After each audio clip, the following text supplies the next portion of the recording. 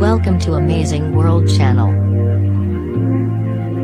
Iraq's Prime Minister said Thursday that troops have retaken the northern town of Hawija from the Islamic State group, driving the extremists from one of their last strongholds in the country. Haider Abadi declared victory during a news conference in Paris with French President Emmanuel Macron, who offered to help mediate between Iraq's government and the autonomous Kurdish region, which voted for independence last week in a move that was rejected by Baghdad and neighboring Turkey and Iran. "I want to announce the liberation of the city of Hawija today," Abadi said, calling it a victory, not just for Iraq, but for the whole world.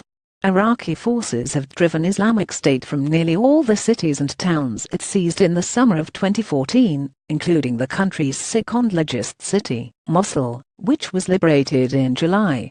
The extremists are now mainly concentrated in a region straddling the Iraqi-Syrian border, and still control a cluster of towns in the far west of Iraq's sprawling Anbar province.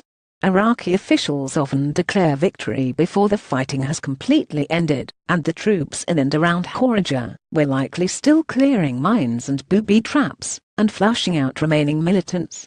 Iraqi forces had launched the operation to retake the town, which lies 150 miles north of Baghdad, late last month.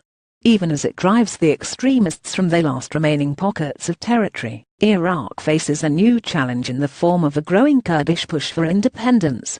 More than 90% of Kurds voted in favor of independence in a referendum last month that was rejected as illegal by the Baghdad government as well as Iraq's neighbors. Iraq has responded to the vote by imposing a flight ban on the northern region, while Turkey and Iran have sent troops to the landlocked region's borders to signal their opposition to any redrawing of the map. Macron said France and others are concerned about the escalating dispute.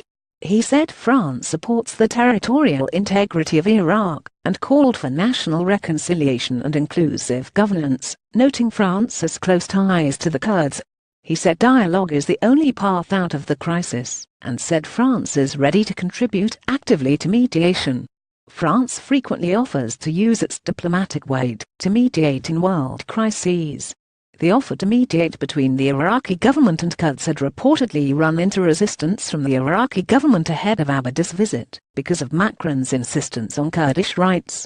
Abadi insisted that Iraq is for all Iraqis, and said the constitution guarantees the rights of all its citizens.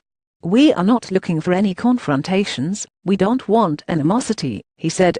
But the authority of the federal state should impose its will, and no one should attack the federal authority.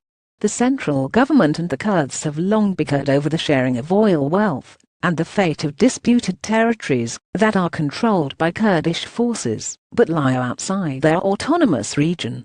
Iraq's parliament, which is dominated by Shiite Arabs, has called for harsh measures in response to the September 25 referendum, including sending federal troops to retake the contested, oil-rich city of Kirkuk, which is held by Kurdish forces, but claimed by Baghdad. Abadi has ruled out any military response to the Kurdish vote, but has said Iraqi forces will respond to any violence. Abadi and Macron also discussed efforts to promote investment and reconstruction in Iraq, where entire neighborhoods in several cities have been reduced to rubble by the fight against Islamic State, and where more than 3 million people have been displaced. France confirmed a €30 million loan for Iraqi reconstruction, and appears eager to play a big economic role in Iraq's future. French oil company Total has long been a player in the region, and other companies are meeting with Abadi's delegation in Paris later Thursday. Caption Iraq, France, Europe, Paris, Islamic State. Emmanuel Macron.